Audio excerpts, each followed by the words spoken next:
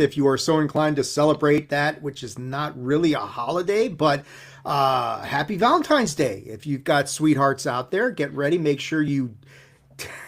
What? What's more of a holiday, Valentine's Day or Friday the 13th? Okay, Valentine's Day is just stupid. And by the way, we'll have Friday the 13th again next month.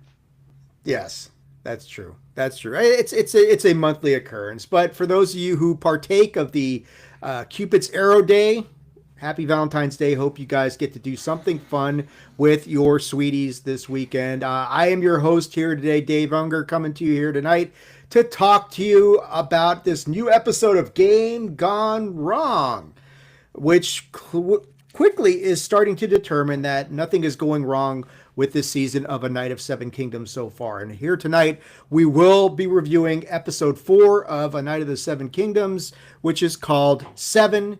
And we kind of have expanded the title of that to this live stream to really get into it. That is a trial of 7 that we will be talking about here tonight. But of course, I am not alone. I'm here welcomed by my 2 besties in the world as far as Game of Thrones goes on. I'm going to welcome him into the show first. The man with the award-winning beard in podcasting, operating off of a much faster computer. He's actually sitting here drinking alcohol tonight. It must be Friday night. It must be possibly a long weekend. Cheers, my friend. The one and only, the man from the Mindless Wrestling Podcast, DJ. What is up, brother? I am on a Friday night facing a nice, long 4-day weekend. Woo. And I ain't got shit to do. Got a little bit of responsibilities tomorrow. Got some grocery shopping. Got a tattoo consult in the afternoon. But beyond that, I got 4 days of just fucking R&R, and I'm looking forward to it, man. Nice. And of course, welcoming in here, he looks like he's about to pledge allegiance to something. I'm not sure what's going on there. It is the one and only, it is the Olympic season, so Tunney is showing his allegiance. The one and only PC Tunney. Tunney, how you doing, man? Fantastic, phenomenal, like outright, just divine. Wow. I sense a bit of sarcasm here, but maybe not. Maybe No, not. I'm good. It's warming up here. Snow's melting. Grass is getting drier. People were at the driving range. I'm happy. Ooh, I'm ready. all right. I'm ready to let's. Hey, maybe that Punxsutawney guy was right. Maybe we will have an early. That Punxsutawney guy. Maybe he was right. I don't know. We'll have to see what happens there. But yeah, good stuff all the way around. We are thrilled to have you in here to talk to you guys about this episode of A Night of the Seven Kingdoms. Should be a good one. I'm trying to find, where's our post at, Tunney? I'm just trying to see. Are we live? I can't find. It says we're live. So, yeah, that's what I've been searching. It is. When I click on you as live and your thing, it goes to a stream that I'm watching, but I don't see it as a post on X right now. Huh. That is very strange. Very strange indeed. Let's see. I just got the notification that it was up. Yeah, it shows it's live. But I'm staring at our 3 lovely faces as I speak. So okay, that's cool with me. I'm cool with it. We're just gonna keep rolling. It's up. It's up. All right. So anyway, hopefully we'll find it somewhere over there on X, but you never know. I'll look on my phone while we're at it. But anyway, it's up, but you can't like retweet it or anything. What the heck is that all about? What is going on? It's there's Here, always I can find a way to do this with okay. Go ahead. Sorry. No, you're fine, man. I'm just trying to find it myself. It's very strange. Why open live video? All right, I'm trying. Yeah, you're right. It is strange. There's people, but you can't retweet it. What the hell's that all about? I just sent a post out. You can copy the link. But there's not a post. There's not an Attitude of Aggression post. It's just live. It's just a live link. That's very odd. Maybe there's something that changed in X. I don't know. Because if you look at my feed, now, I copied the link and posted it, and you can see it running. So, thanks to the 10 people that found the link. Yeah, you guys are awesome. If you go to Attitude of Aggression, Attitude AGG. And if you just hit like the live thing underneath your avatar, that'll take you to it, which is who knows, man. Elon may have anymore. Yeah, Elon may have just screwed this whole thing up. I found it here. What you're saying, yeah. Yeah, every time they update, some bullshit happens. So Wow. Anyway, I don't get it, but I let just me did make sure this we're. Monday night and it was a Let me lot let me better. make sure I'm also paying attention to the chat in. Ah, There we yeah. go. Ah, okay. Mike's telling us we're live. We're live, pal. All right. So Thanks, Thank Mike. you, Mike. thanks, Mike. Yeah, thanks for letting us know that we're not all completely insane, just No, moderately. we're insane. We're insane. It's okay. We can Thanks say for it. tuning in, Mike. Woo! Yeah, Shout out to Mike. Mike. Mike. Thank you, Mike. Awesome. All right. This episode that we're talking about, episode 4 of A Night of the Seven Kingdoms, most people are saying best episode of the season so far. I think that's pretty much a given. That I would have to agree with that. And I mean, just before we dive into the details, would you guys concur that this was the best episode of the season so far? I think we kind of suspected it would be, I'd say but I think the third episode was better. do you? I No, do. this was this was, yeah. Like we all unanimously agreed. Episode 3, we were all fully locked in. This has got me hook, line, and sinker. Now we'll talk about it. We'll talk about it. I don't want to spoil anything because we save it for the whole entirety of the show. But yeah, this was awesome. Awesome stuff. All right, so let us get into this whole thing and see what's going on. Yeah, I have no idea why this thing is not. Thank you, Tony, for finding where we were. I appreciate that. All right, so anyway, fucking strange. He's the best intern in the business. Yeah, dynamite drop in, Monty. Those broadcasting lessons are really paying off. So One of these days I'll get hired on for full time.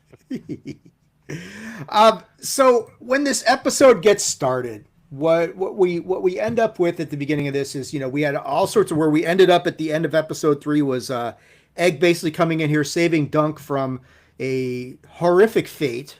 Certainly was going to be killed or worse, and that's where the episode ended with Egg finally revealing that he was the Targaryen. He is Aegon Targaryen, and we were speculating, well, what happens next? What happens with Dunk? What's going to happen with this relationship between them?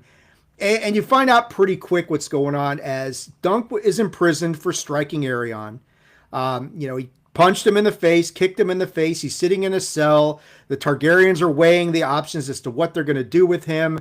And Egg comes in to see him and basically bring him some food because apparently Dunk hasn't eaten since this whole thing just kind of went down.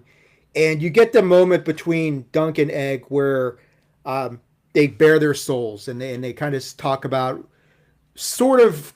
I mean, they don't really get into the whole details of why Egg did what he did, other than to get away from the situation he found himself in and his what's his brother's name? I'm trying to remember what his brother's name is. Daeron. Huh? Daeron. Daeron, yeah. Who he's a drunkard and he's got all these issues and that sort of thing. But it's a really powerful scene because it does tie into what we talked about on the last episode that we did, that the relationship between these two was going to be tested. And it was tested very quickly in this episode where they're talking to each other and Dunk's clearly hurt by what Egg has done. Egg is clearly, upset by the fact that he had to lie to Dunk and he certainly didn't mean to cause any harm, even though he kind of sort of did. But they seem to, and even Dunk's telling Egg to dry your eyes, none of that shit. It's like there's no crying in baseball. There's no crying in the dungeons, that sort of thing. So they don't exactly reconcile completely when this is going on, but they seem to reach a bit of an understanding by the time this first scene ends. So Tony, I'll go to you first. The big thought we had was, how are these guys going to get beyond this? Are they going to be able to get beyond this? And they kind of do. It's not perfect, but there's at least a semi sort of understanding of what's going on that you find here. So, Dunk doesn't have a choice but to get over it quickly. He doesn't want to. Egg is a good kid, but at the same time, he's spoiled, and he does whatever he wants, and he doesn't understand ramifications whatsoever. His reasoning was, my brother's a drunkard and a shit knight, and I wanted to be a squire. Well, that sounds like a spoiled fucking brat to me. That's what that sounds like. So I'm going to run away from home where I have everything, and I'm one of the most pampered kids in the entire Seven Kingdoms. right?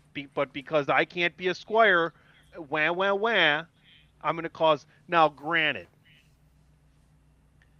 he's a good kid, and this is the story. And I was wondering how quick they were going to get over this, and the circumstances that were allowed it to happen very quickly because Dunk doesn't have a choice but to have Egg as a companion as he sits in this cell.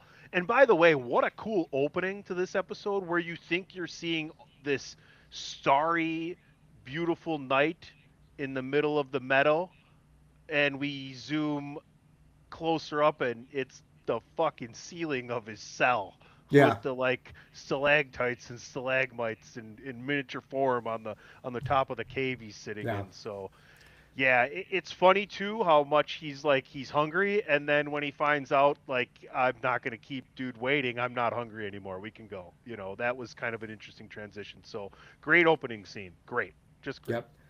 Deej, what were your thoughts about the opening scene of this episode? I viewed it a little differently than Tunney did. Enjoyed it, thoroughly enjoyed it. Thought it was great. I think you got to remember, Dunk is very kind. Okay, he's a very kind, and I think probably kind to a fault, forgiving to a fault. Yes, I agree with Tunney's assessment. Egg is a spoiled, rotten child, but he's also a child, and as a parent of children, children don't always make wise decisions in the interest of trying to get what they want. And I think Dunk is kind enough and gentle hearted enough to look at him and go, okay, yes, he's a spoiled ass rich kid, but he's still just a kid. And his family are full of shits. You know, and one brother's a drunk, the other one's an asshole, his other one's the reason I'm in this joint, you know. So he's probably looking internally at the totality of this is like, okay, I don't like what he did. It hurt me that he lied to me, but at the same time, understanding that there may be more going on here with this kid, and at least putting it aside enough to be understanding. That's what I read from this scene. Yeah, and that's fair enough. That is a good way to look at it. It is an interesting interplay between the two of them as far as the dynamics of this evolving relationship, which have taken obviously from the first 3 episodes to this start of the 4th has taken a pretty significant shift in the tone of it, in the tenor of it, and just kind of where these guys are. We then, you start getting the idea that Arion is going to make this into a bigger deal than it's supposed to be, and the story starts getting pushed that that Dunk actually kidnapped Egg, and trying to really create this sense of hostility and escalate the whole situation against Dunk because he wants to make Dunk's punishment commensurate with what he thinks has been done to him, which is getting punched in the face, getting kicked in the face, getting embarrassed in front of all of his people. You don't do that to the dragon, and you get this whole thing. So Dunk's counter to that is that Arion's trying to escalate this. So Dunk's counter to that is trial by combat, which I think if I remember it correctly, it's Baelor who's the one who kind of says, "What are you going to do about this?" And you do have the right to trial by combat, which Dunk invokes that right, and then things are going to escalate. Yeah, because Baelor is urging him demand a trial by combat because he thinks it's kind of the question he's asking him is, "How good of a knight are you?" Because I think Baelor wants to know one-on-one, can you kick his ass? Because if you can, then by all means, invoke your right of trial by combat. If you can't, then we've got some other issues to talk about. But Baelor's probing Dunk to say, okay, can you take this dude one-on-one? Because you just beat the shit out of him in the tavern or the puppet place. Can you do it? How good of a knight are you? And that sort of thing. So, Tony, I'll go to you first. Well, DJ, I'll go to you first on this part. Your thoughts about Baelor, really encouraging Dunk, invoke your right of trial by combat. How good are you? And the fact that there's this lie that's been perpetuated about him to try and make it so that when they say off with your head, everybody's like, yeah, that's cool. But obviously that's not going to stand with him. Refresh my memory real quick. Wasn't there a scene with just him, Baelor, and Egg before this meeting with the entire Yes. That's, family. That's what I. that's what he's 'Cause- talking about. 'cause- He's not Okay, see, I talking thought we were about with talking the about- dragon and his dad. Right, because Gotcha, okay. Baylor gives Egg shit about what he did as well. Right. And then Well- before he summarily dismisses him from the conversation, Right. get out, and that sort of thing. Then he has This the just kind of inside comment. piggybacks off of what I was just saying about Egg and Dunk a minute ago, because when Egg comes in there, he does tell Baylor he's a good kid, he's a good squire, so he's starting to understand. I think you're getting more of a sense here, and this will play out further in the episode, that Baylor knows what Arion is, and he's looking for somebody to take him down a peg, and he thinks Dunk may just be the guy, and that's why he challenges him. He's like, look, if you think you got it, go get it. Go take it from him. And it was a really powerful scene, but it's a really telling scene as we find out a little bit later. Yeah, absolutely. Tony, what'd you think of this with Baylor encouraging Dunk to take this path and just kind of really wondering, hey, how good are you? I think the most important thing that happens is we get to know Baylor. Right? Like, if you can read between the lines, like you said, he's got a shit fuck nephew that he doesn't really want around anymore, right? Mm-hmm. And we're about to get to the next part of this and find out that there's other people in his family that kind of are like, yo, the fuck is wrong with you? So it's a major problem, and like you said, Baylor's just kind of like subtly, and not so subtly by the end, but finding Hello, a way to April. eradicate a Welcome to the future show. problem, it seems like. Yeah, hi April. April may or may not. That's okay. That's open-ended enough, I guess. So that's cool. Welcome on in. And anything you want to talk about as far as Night of the Seven Kingdoms, let us know. We'll be happy to see if we can't answer this, if we're at least able to do that. So good stuff all the way around. All right, so let's move on from where we were and get into this next aspect of the episode, because after Dunk invokes his right of combat, trial by combat, Arion's not going to let that shit stand. And he responds by calling for something very rare that has not been done in, like, they say it's like 100 years or something before anybody actually, has invoked this whole thing. So he calls for a trial, because Dunk wants trial by combat. Arion says, I want a trial of 7. And they're all like, well, what's that? And Dunk doesn't know what it is. And then he doesn't know what it is. He doesn't know, but everybody else in the room clearly knows what it is. So, and they're all watching this and thinking to themselves, what the hell has he just done? And they're trying to talk him out of it, but Arion has he's got Makor. I think April's talking about Makar, who is the father of Egg and and Darion, right? I don't think he's the king. He's the brother. Yeah, no, Baylor's the prince, right? Yeah. So right. I think she's Makar. Yeah. Makar is he's not thrilled with his son either. He's Egg's dad and his old No, you're right. He's not thrilled with Arion pulling this shit either with this trial of 7. He's like, what the hell are you doing? He drags him out of the fucking meeting by the end. He does, because in his mind it's a sign of him being a coward.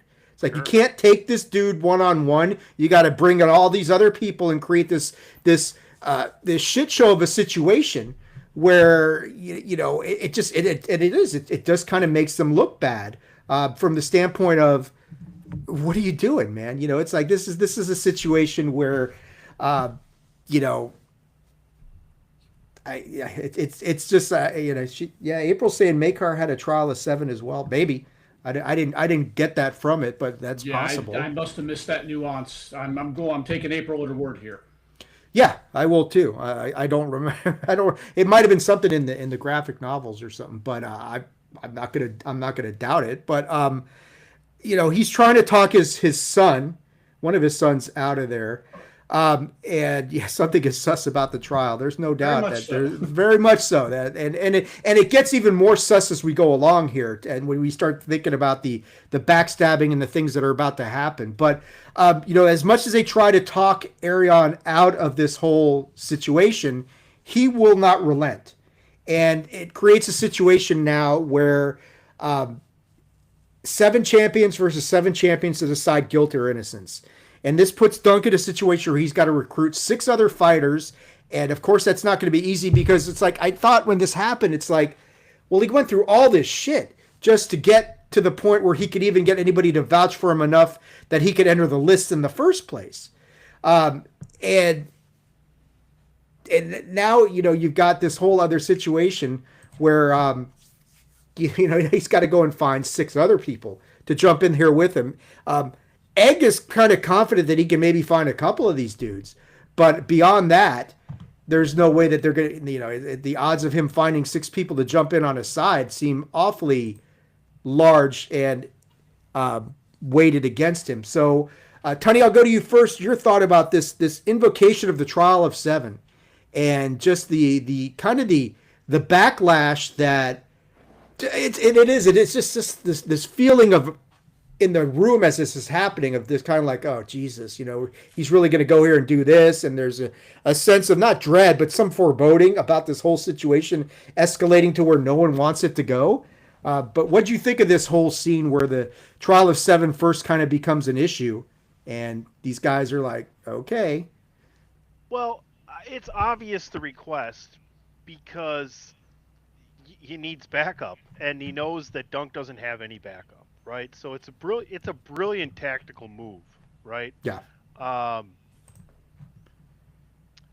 little history: Magor, who what April was talking about, was a sole survivor of a trial by 7, like the only one to walk out of it. So it's really interesting to see what's going to happen with this 7. Is who's going to walk out? Is Arion actually going to die? Does Baylor want to just teach him a lesson and he'll stop it because he has the ability to do that, right? Like, I mean, as a prince, you pretty much can decide whatever you want, right? Like, this is not democracy at all. So I'm really interested to see what happens with this battle, but yeah. Yeah, it'll be a fun fight, and how I mean, obviously one-on-one, as far as like April's saying, Dunk's likely not a knight, not a formal knight. He's a hedge knight, that sort of thing. But whether that matches up to the kind of he certainly has not, he certainly has not been trained like Arion has, that sort of thing, and has not had a formalized training program where he's jousting, riding, all doing all this stuff. So I think when it comes down to knight versus knight, if sheer force, sure, Dunk's got an advantage, but from pure knight skills, that's going to be a different story entirely. But Deej, what do you think of this scene where we get the trial of 7 all set up and invoked and that sort of thing? Like you were just saying, we know that Dunk is this big, massive, imposing guy, but we don't know what kind of swordsman he is. We don't know what kind of swordsman Arion is. So, there's a lot of question marks in the air. My favorite part of the whole scene, and being a dad, you can relate to this, was when Arion's dad yokes him up because he's mad at him it's like, what are you doing? You're embarrassing the entire family by doing this. Yokes him up and escorts him out of the room. Every dad that's ever had a kid who's done something dumb in a room full of people has been that dad. That was my favorite part of the whole scene. Yeah, it's a good one. That's a good thought. I don't know. I mean, it's a fun fun exercise to engage in, but I do think Tony's right that with Arion knowing that this guy couldn't find one person to vouch for him, there's no way he's going to find 6 dudes who are going to die for him, that sort of thing. So I. And April's right. He does mention that he thought he would just be a squire for someone else. I remember that part. Yeah, exactly. So from there we get, the plot thickens, obviously, and we get the team starting to come together. So he's out there recruiting people. He gets some support initially from Sir Stefan, who is Raymond Fossaway's. I don't know if it's his cousin or something like that, right, guys? That sort of thing. And they're doing all that, so it's and he's the one who sit there and indicates that that he'll go and he'll be on Dunk's side for this trial of 7, which is like, okay, great. He could fight. He's a good fighter. He's definitely a knight. He's not somebody who's just kind of sort of pretending to be a knight, that sort of thing. So he can do all of this sort of stuff. And they mention something in this whole scene in the tavern where this kind of comes up, was that they mention, they talk about the Targaryens and the dragons and all that. And like what we talked about before, where are all those dragons, right? I think Raymond is the one who says, where are those dragons? There's none left. Questioning why are these guys still so regarded so highly when all of their power has been stripped away from them? This is a good point. I think it's in this scene where Egg is indicating he can find some people, and Dunk really doesn't know what's going to become of him. He's just hoping, Dunk is great in this stuff because he's just flying by the seat of his pants. He's really just hoping that this shit all works out for him, right? And maybe this will all turn out well in the end and good in the end, but he does. There is no plan here. He's just, literally using the Force. I hope this all comes together, that sort of thing. So, Tony, your thoughts on this scene in the tavern, where at least for a moment it seems like Sir Stefan is going to jump into the fray for Dunk and give him a pretty solid somebody to fight for him. Of course, we don't know at this point that what we're about to find out. Well, go ahead. We'll jump into that a little bit more. Yeah, it's a moment of hope, right? When there really is none, and it kind of happens too quickly. It was kind of like a little bit too good to be true. The guy kind of comes off a little bit of a. I was suspicious, to be honest with you, especially when he was talking about, Dunk's buddy not being knight worthy really either. I thought they kind of got into that conversation as well, but. Yeah, I mean, it's a moment of, hey, wow, he was surprised that he was going to, fight with him. So it's interesting. Very interesting scene there, DJ. Yeah, it was. It was one of the things that the Game of Thrones series has always done really well, is give you those little glimmers of hope. And they've done this throughout the entire universe. You'll have like these little scenes where you're like, okay, things might get really good here. Like, this is great. This is going to go our way. And then they rip it away from you just a little bit later, as we're going to talk about here in just a minute. Very, very well done. Yeah, I love the scene, and it does. Like Tony says, it does give you that moment where you think, hey, there's some hope here. Maybe something good's going to happen out of this whole thing. After this happens, Dunk spends the night kind of pondering things, and he shows up at the arena the next morning. And this is when, as he's trying to see who's he got on his team, we get the big reveal that Stefan has betrayed him. He's flipped to Aerion's side. In fact, what Stefan indicates is basically the second he told Dunk, I'm on your side, he went running right to Aerion and basically said, what are you going to give me if I flip to your side, and that sort of thing. And so then you get this whole scenario where, he flips. It is in pro wrestling parlance, it is the heel turn. It's even probably a double turn almost a little bit. So it was kind of fun to see that. It kind of, you should have expected it to kind of go down that way. But so Stefan's on his side. This leaves Dunk in a really tough spot where, he's like, we only need what did he say? Like 5 more. And he's like, no, 6 more, that sort of thing, because I'm flipping to the other side. So no, I think he's got, because a bunch of other people have shown up by this point in time for him, right? And Stefan was going to be the one to give him the 7th. And now he needs he's at least a man short.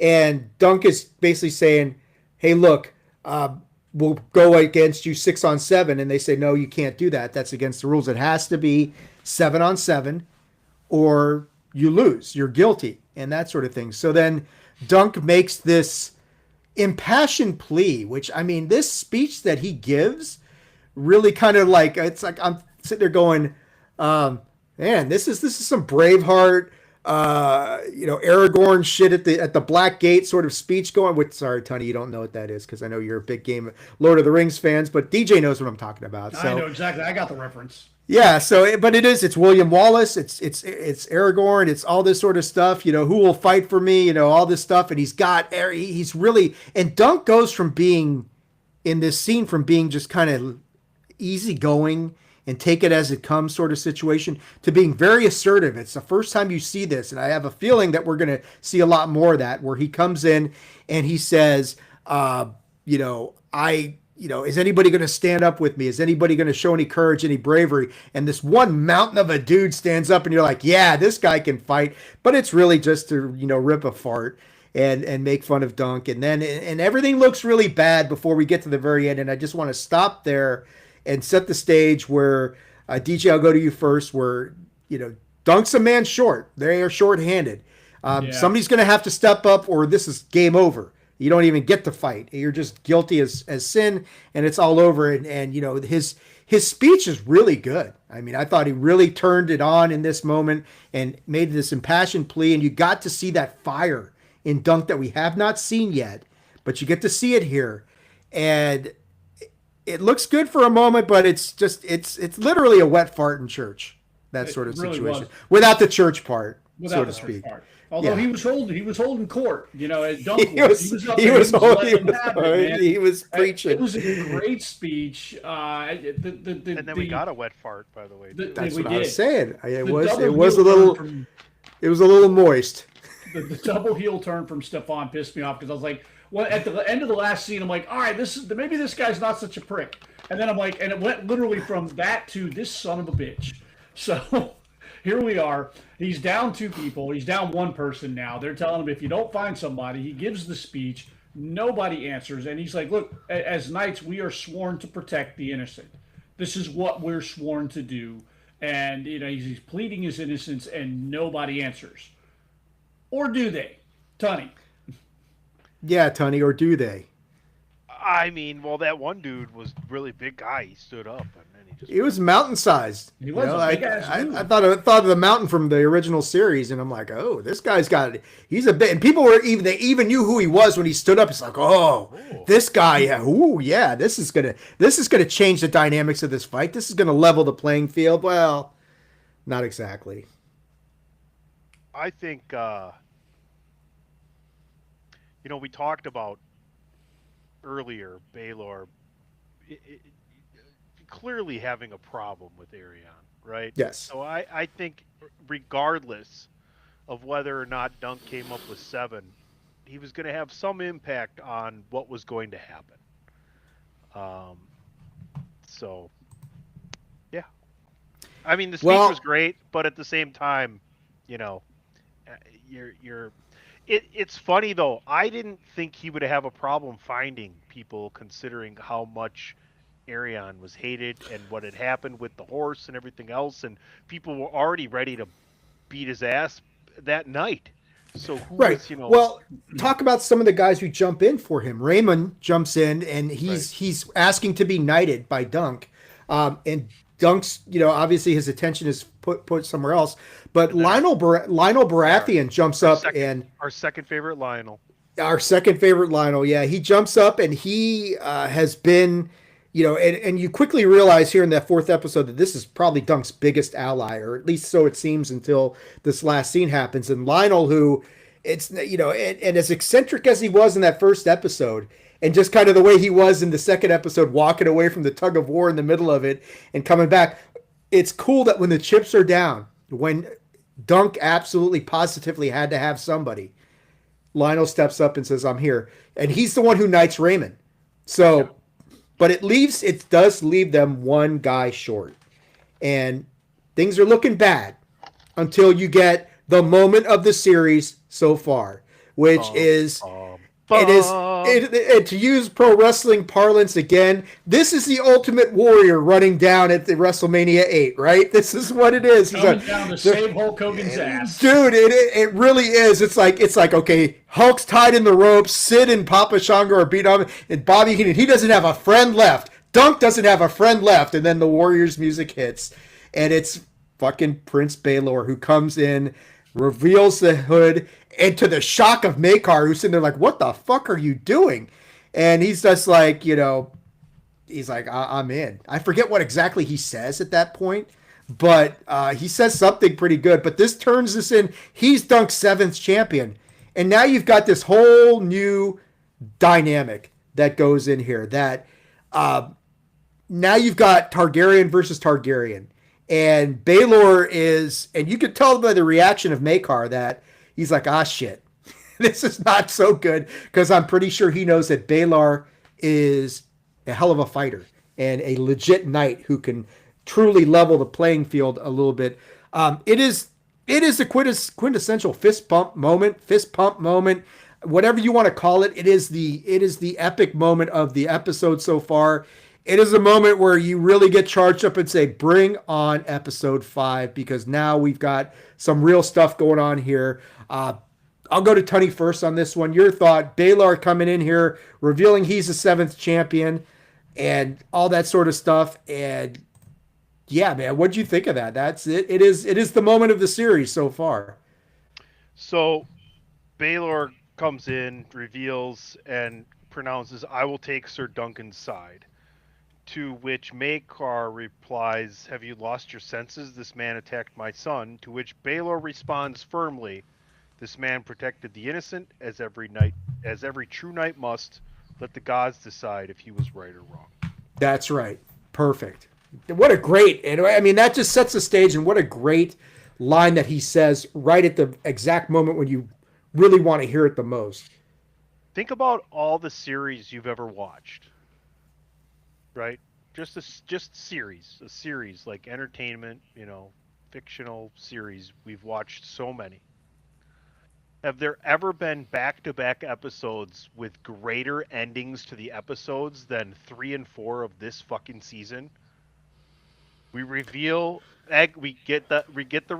Dunk gets the reveal that Egg is a Targaryen at 3, and 4, Baelor joins Dunk. Like, there are 2 episodes where it's just like, Yeah, as far as the series is concerned, I mean, when I know House of the Dragon has had some epic moments as well, and that sort of thing. Game of Thrones, you can probably say, find some stuff like that as well. But yeah, you're right. The 2 episodes are bookended around each other, and they're just so good as far as the things that they do and how these 2 episodes end and that sort of thing. And I think, the idea that Maekar is so offended by this whole situation, but Baelor is he is, and it's funny, we've talked about the Targaryens so much in the past that they have that insanity gene that is generational, maybe skips a generation here and there. Baelor clearly doesn't have that, because he's like, no man, Dunk did what you're supposed to do as a knight. Let the gods decide his fate. I'm gonna jump in here for him, and we'll see what happens.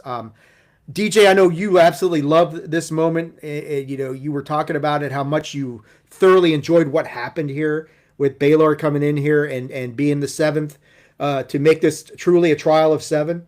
And we are off and running for what's going to be an epic 5th episode, right? But what do you think of Baelor jumping in here and leveling the playing field? Thought it was great. I thought it was great, and now we've got added tension amongst the Targaryen family, and that just adds another layer to this already layered show. And it's the general consensus that I get from people that in my orbit that I follow that are keeping an eye on this. It's more than just a return to form for the Game of Thrones universe. A lot of people are saying with these 2 episodes, piggybacking off what Tunney said, back-to-back episodes that make this must-watch appointment viewing television again. Like, the first 2 to 3 seasons of Game of Thrones was appointment viewing. It's like, God, I can't wait till next Sunday so the next episode comes out. It was like that, and now this is what it is. And there's a part of me, while I appreciate the fact that they're only 30-minute episodes, I hate the fact that they're 30-minute episodes because I want more. Right. But they're doing so much with that 30 minutes. The pacing and timing of this show is just incredible. That moment was a true goosebump moment for me. And it's rare that I get that with a TV show these days. You hit it on the head. The pacing is perfect, right? Like, they pick their open and closes like money. Like, here's our story. Let's boom, boom, boom, boom, boom. And you brought it up, so let's talk about it. Approved before we even saw the premiere, season two. Do we think season two the episodes get longer?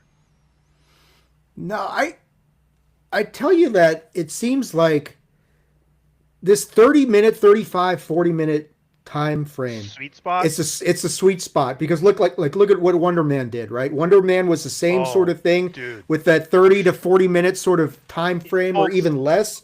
Folks, And if you're a Marvel fan or a comic book fan outside of Game of Thrones universe, go watch Wonder Man. It's so refreshingly good and different from every streaming DC Marvel thing you've seen live action so far. yeah, and I'm just wondering. I mean, we've seen a proliferation of shows that have gone in that direction, like going for that shorter form. That 25 to maybe 25 is too short, but 30 to 40 minutes seems to be like where people are liking that sort of thing, and it makes sense that this generation and just the way that we consume product now is like this ADD sort of mentality where you kind of you know. Go into that whole thing and I think yeah, I don't know. I don't know if season two gets more, but maybe a little bit. Maybe they start going more towards that 40-minute sort of thing, Tony. I think that that may be possible. But at the end of this thing, and we all right, yeah, you guys are responding to April, who's complaining that her keys are tiny, but we have problems with anyway. I'm not going to go there. We're just going to leave it alone. We're going to leave that alone. So I think like the previews for the next episode, which if you stick around and watch it, certainly indicate that the Trial of Seven happens and it's at least starting. I don't foresee that being completed in one episode. I think they'll drag this out because, well, maybe not. Go ahead, Tony. What do you think? Think about Game of Thrones. Think about House of the Dragon even. It's always been the second to last episode of a season finishes what we were building towards, and then the last episode like kind of ties it up. But to your point though, if we're getting the second season, does that pacing kind of hit again, right? It's a little bit different than Game of Thrones. It's more closer to House of the Dragon with the pacing. It's tough because you can't drag the Trial of Seven out for 2 episodes. I mean, that's too much.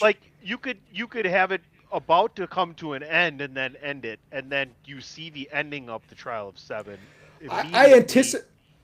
I don't know. I anticipate that they will do. We will get to the end of the 7 where at the end of this episode, the only 2 left are Arion and Dunk. It's going to be Arion Dunk one-on-one at the end of this thing because I'm pretty sure it comes down to something like that. Or, now if they deviate from source material, if they keep to the source material, that's one thing. But I think for dramatic effect, you want to see that one-on-one fight at the end, right? I mean, that's what we've got to get is Dunk versus Arion at the end in a night-on-night challenge where, where you get to the point where if there is any question to the legitimacy of Dunk as a true knight, as April has mentioned during the chat here, and sorry, I can't respond to all of it, April. We're just trying to keep on track with the episode. But it's a situation where if Dunk's legitimacy as a knight is being called into question, he's got to beat this dude one-on-one to put that to rest, right? I think you got it. What do you think, DJ? Am I right about that? Or hold on. The legitimacy of Dunk as a knight is so stupid because he could just turn around to Lionel and be like, "Knight me." Well, yeah, which may end up happening. Baylor has basically already accepted that he's a knight and he's the fucking prince because he let him in the tournament. So yeah. I don't think that that's in question at all. I think that's. I don't know. Yeah. You, Dave, you and April know a lot more than DJ and I do because we didn't read the book. So yeah, I didn't read the book, dude. I don't know it was a book. I don't. Maegor, by the way, is the son of Arion, who's a generation ahead of where we're at. Maegor, the other Arion, Maegor. yeah, right. So that's right. where we were at before. These guys and their names, it's all Paul and Polly and Marie. Oh, that's a different movie. That's good, fellas. Dave sorry. DJ I would Sonny, suggest something slightly different. Now, like you said, without having read the books, I'm purely spitballing here. This is Game of Thrones. They do like to end their seasons on huge cliffhangers or some big shocking thing happening. my suggestion for episode 5 may be that they get ready to start the tourney, and then we go on a side quest with a flashback for someone. Well, they are Whether showing it's that. Egg, trying to figure out why Egg abandoned his family. What I didn't see the preview. When the episode ended, HBO kicked me right into the next show. I'm like, yeah, you gotta hit the button to say watch the credits. I That's didn't good see that. because there's 8 minutes. It's the preview for the next episode, and then they go behind the scenes for the episode you just watched. I didn't Absolutely worth it. But they do what you're talking about, DJ. So you're onto something. That they do a flashback of Dunk as a kid. And kind of how he ends up with Arlen a little bit. I don't think they're going to take a lot of time with that, but you could very well get something like that going on, where if they want to stretch it out, they can do that. But so there's these flashbacks as Dunk as a kid in the next episode. yes, Okay, I think that this is going to be put into times where he's near death in this battle. He's thinking back. He's remembering lessons. He's remembering when he got his ass beat. Because they've done a lot of that. They've done a lot of that in key moments where he'd flash back to stuff, right? yeah. So we'll see. I think that the final episode ends with the trial by 7, and we get some type of either shocking moment or some type of cliffhanger at the end of the final episode of the season. I don't think they dedicate all of 5 to this tournament.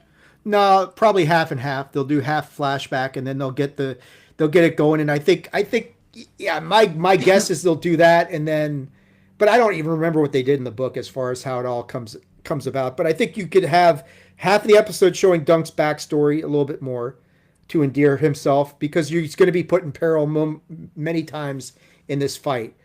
You get that.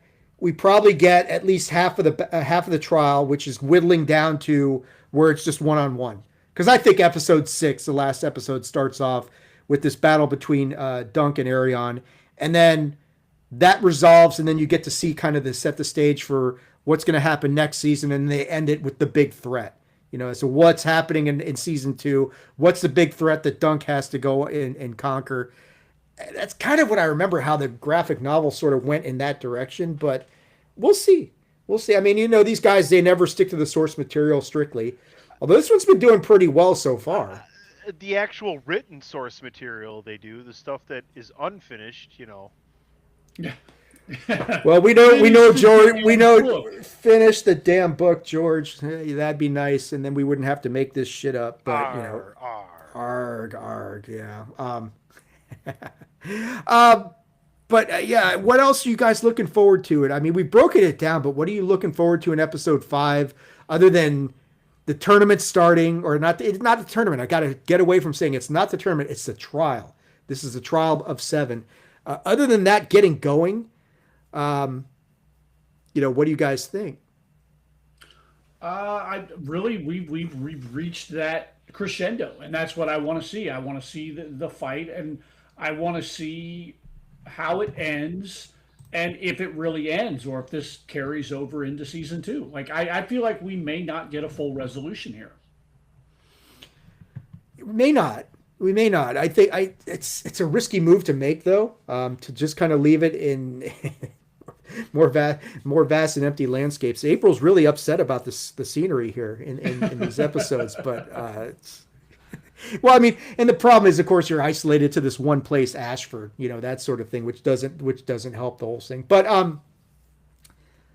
yeah, maybe it's a risky play, though, to not have some sort of resolution here in season 1. Because there is more to the story, and season 2, if they follow the source material, deals with a much bigger threat than Aeron Targaryen, and that's kind of all I'll really get into at this point. But there's a bigger thing looming that where Dunk's knightliness, I guess you can call it, is a big key in that whole thing. But I don't know, Tony, what do you think, man? Before we call it good here tonight, I think this whole battle ends in this episode, the next episode, and I think the last episode we get the aftermath, and then the next threat or whatever you're talking about. But yeah, it's just I love it. I'm so happy. Like I was so happy that House of the Dragon was good, and now I'm so happy that this is really really good. And the lingerings of a possible West of Westeros, post Game of Thrones series coming is out there now. So let's make it all happen. Let's just make dreams come true, guys. Okay, that's what we do here. Yeah, let's get some dreams going, and that sort of thing, and maybe George will finish the book one day, but I don't think that's probably not happening. But it's a great series so far. It has been, and I love the fact that, and we talked about it the last episode. Then I promise I'll shut up and get us out of here. But like on the last episode, have we talked about how the script got flipped or the switch got turned on, where it went from kind of fun and jovial and low key and oh haha, this is all campiness and this is so lighthearted, and then it switched into Game of Thrones immediately. And this episode had none of that lighthearted campiness. This was a full-on Game of Thrones episode. You had all the earmarks of a Game of Thrones. You had drama, you had tension, you had betrayals, you had all this high drama shit going on right up to the end, where you get this big reveal that changes the dynamics of everything. So they are in the slot right now. Yeah, and Dunk's character progression in the last 5 minutes of this last episode, Yes, incredible. Just he goes from just this soft kind of questioning guy to almost a soldier's mentality in a very short period of time. One thing we didn't talk about was Dunk getting his shield. Oh, that's right. Yeah,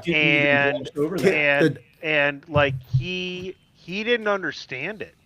He thought it was like death, and his maker had to point it out to him that, dude, you're the elm that's healthy and surviving around all of this chaos. Yeah, and that was really meaningful, I think. Well, yeah, and the job. Yeah. The job that Tansel did with that, she got it perfectly what they asked, all that sort of thing. And yeah, I wish we could put it up live for you, April. We run into it. I wish it was that easy, but you actually have to do stuff and prepare the clips to get it to actually upload. And if I'd known in advance, I would have done it. And then HBO would have only hit us with one copyright strike, but that's okay. That sort of thing. Maybe next time we'll get that on there for you. Used to that. But Tansel did a great job with the shield, and the blacksmith basically gives it away for nothing, right? I mean, at the end of the day, because you remember the last episode where he's negotiating the price, and now he is a fan. He is a fan of Dunk. He's slowly starting to understand how important, and I would imagine that relationship holds steadfast moving forward. Yeah, and you wonder where is Tansel. Maybe you get some resolution for that in episode 6. I don't know, man. We'll see what happens. But yeah, that's a really good point.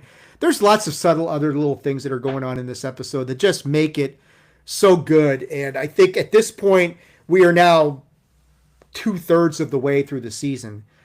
Any lingering doubts that we had, anybody may have had, that is this show any good? I think those have been erased by now. And this next episode has the potential to be the best of all of them, because it's either there's gonna be a flashback, yes, but whether it's 5 minutes or 15, there's gonna be a lot of action, a lot of people dying. The Stefan, I think he's gonna get his comeuppance. He's gonna get his ass kicked by his cousin, who he belittled and basically said, "You're just a little dude. You can't do anything." So you know how that works out. There's going to be a comeuppance for him and this sort of thing. And I think at the end of this whole trial, the guys who survive are going to be Dunk's big allies moving into season 2. Because like I said, there is a bigger threat out there for season 2 than just spoiled, pampered boy who got his feelings and his fingers hurt because he got his ass kicked. It's got to be the Lannisters. Well, we are 100 years away from that, but you never know. But all right, guys, that's going to do it for this episode of Game Gone Wrong. Another excellent edition. Tony, they're back on the normal schedule, right? It's Sunday night is when episode 5 comes out. Is that? It was just because of the Super Bowl, yeah. Yeah, I said that the other night. He's like, can we say Super Bowl? It's like, shit, the game's over. We can say whatever we want now. We don't have to call it the big game anymore. The super game. Yeah, the super game. Superb owl. That was very clever what you did there, Tony. Very nicely done. I stole that from Steve Allen. Wow, okay. Very good. Before we cut out of here, guys, let people know where can they check you out on all your social media outlets and the stuff that's going on. We are going to go to the man with the greatest beard in all of podcasting and the greatest abs in all of podcasting, sort of, kind of, mostly. Yeah, I'm not challenging him. I don't know about all that. I'm not either. I'm not either. Take your shirt off, DJ. Broadcast shirtless, buddy. Not going to do that tonight, all right, it's going to be hairy. I'll do it. Rather hairy. I wasn't talking about you. No, you can find myself, Rob, and Jason as a threesome on the Mindless Wrestling podcast. We air every weekend on the Chairshot Radio Network. I also have my own solo project I'm doing called 30 Mindless Minutes. You can find me there. I'm working on some new episodes for Tunney to get those uploaded for next week. And if you're so inclined and you follow me on the app formerly known as Twitter, you can find me at The Mindless Pod. Yeah, it's like that scene in Kingpin. Hi, not you. Hi. It's like Tony. No, not you. Don't take your shirt off. I was talking to DJ. So maybe next episode I'll go shirtless. Yeah, there you go. There you go. I won't do like Rob and go pantsless like Winnie the Pooh though. Oh, that was a Chris Platt thing from back in the day too. By the way, happy birthday to Chris Platt. His birthday was yesterday. So yes, I think make sure that everybody out there wish the real Christopher Platt a happy birthday. Tunney, the EVP of everything Chairshot Radio related. Your job's easy, man. Greg DeMarco and Patrick O'Dowd have put out episodes 2 weeks in a row. I mean, geez, it's like... Yeah, we'll see him in another 4 months. Yeah. You can follow me at PC Tunney. They came out of hibernation. Follow me at PC Tunney. Yeah, Chairshot Radio Network, all your favorite streaming platforms, thechairshot.com, attitudeofaggression.com. Dave's done a phenomenal job with that website and so many different branches that we're having fun with over there. So, yeah, good times tonight. Thanks to Mike and April and everybody else that's been listening. If you're listening, shoot us a line, whether it's X or YouTube, and we'll definitely shout you out. So thanks again to Mike and April. Yeah, thank you guys so much. And sorry again, April, we couldn't answer everything, but, we try to keep this under an hour, and we've been here too long. But like Tony said, as far as I'm concerned, follow me on X at AttitudeAg. That's where I'm most active. Tony mentioned the website, attitudeofaggression.com. All the episodes are there. I do want to say a big shout out and thank you to everybody for the live stream for Unidentified History the other night, the UAP Summit recap, which had the most number of live views, at least in the replay, that sort of thing. And, I'm absolutely blown away by the number of people who tuned in for that. And I hope if anybody used or downloaded the notes from that, the Summit recap, I hope that came in handy. So a big shout out. Thank you to everybody who tuned in for that. We really appreciate it. But attitudeofaggression.com is the website where we've got, we're going to bring the Big Five project that's coming back. And that's coming up real soon now. So we got that going on with the pro wrestling stuff. We got more Unidentified History, Game of Thrones, or Game Gone Wrong, I should say. We'll be back next week to see just how this all turns out. Please check out the YouTube channel, Attitude of Aggression YouTube channel. And of course, I'm going to throw this out there because statistically, it seems like nobody is watching this show on Spotify. And I'm like, dude, I'm watching my own show on Spotify. Doesn't that count for something? But apparently, I don't know. But yeah, go check out the show on Spotify. I would say, as much as I love Apple, and this has been on Apple for 11 years, go watch the show on Spotify because I'm uploading the videos as well.